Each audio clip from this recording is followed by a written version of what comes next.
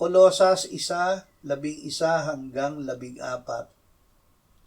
Naway palakasin kayo sa buong kapangyarihan ayon sa kalakasan ng kanyang kaluwalhatian para sa lahat ng katatagan at pagtitiyaga na may galak, na nagpapasalamat sa Ama na ginawa niya tayong karapat-dapat na makabahagi sa mana ng mga banal sa kaliwanagan.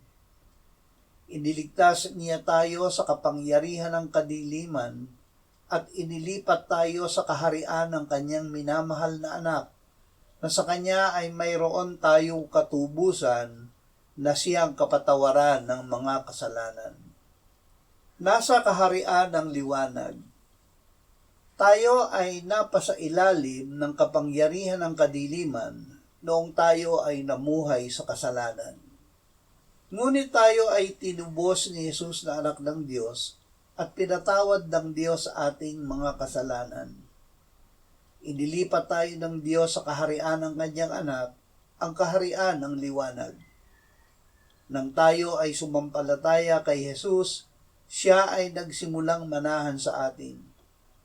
Si Jesus ang nagpapalakas sa atin sa buong kapangyarihan ayon sa kalakasan ng kaluwalhatian ng Diyos, at tayo ay ginawang kabahagi sa mana ng mga banal sa kaliwanagan.